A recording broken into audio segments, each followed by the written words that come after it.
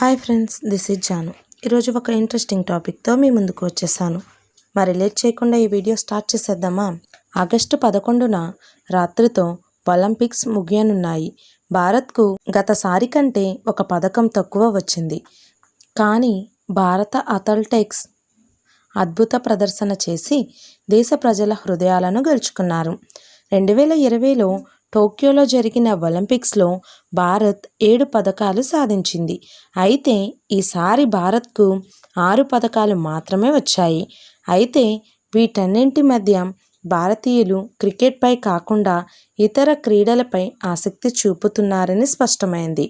కాబట్టి భారతదేశంలో ఈరోజు జరిగే ముగింపు వేడుకల్లో భారత్ తరపున ఎవరెవరు పాల్గొంటారు, వచ్చే ఒలింపిక్స్ ఎక్కడ జరగనున్నాయనే విషయాలను ఇప్పుడు మనం తెలుసుకుందాం.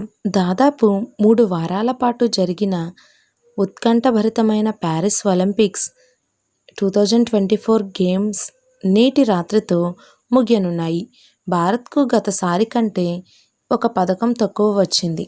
కానీ భారత అథ్లెటిక్స్ అద్భుత ప్రదర్శనలు చేసి దేశ ప్రజల హృదయాలను గెలుచుకున్నారు. సిన్ నదిపై జరిగే ప్రారంభ వేడుకలా కాకుండా ముగింపు వేడుకల సంప్రదాయ శైలిలో నిర్వహించబడుతుంది. ఇది 80,000 మంది ప్రేక్షకులతో నిండిన స్టేడియం ఫ్రాన్స్లో జరుగుతుంది. ఈ కార్యక్రమంలో 2 సార్లు ఒలింపిక్ పథకాల విజేతలు పిఆర్ శ్రీజేష్, మను భాకర్ భారత్ తరపున పథకదారులుగా ఉంటారు.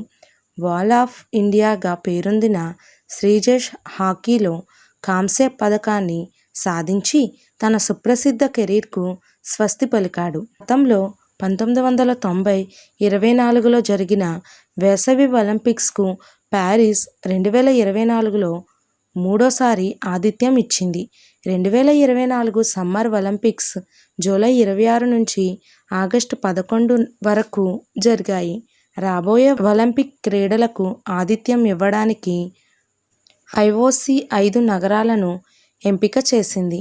2026 వింటర్ ఒలింపిక్స్కు మిలన్, కోర్డినా డి అఫెంజియో, 2028 సమ్మర్ ఒలింపిక్స్కు లాస్ ఏంజిల్స్, 2030 వింటర్ ఒలింపిక్స్కు ఫ్రెంచ్ ఆల్ప్స్, 2032 సమ్మర్ ఒలింపిక్స్కు బ్రిస్బేన్, 2034 వింటర్ ఒలింపిక్స్ కోసం ఆస్ట్రేలియా సాల్ట్ లేక్ సిటీని ప్రకటించారు. మరి మీలో ఎంతమంది ఈ ఒలింపిక్స్ను ఫాలో అయ్యారు? కింద కామెంట్స్లో నాతో షేర్ చేయండి. వీడియో కనుక మీకు నచ్చినట్లయితే లైక్ చేయండి, షేర్ చేయండి.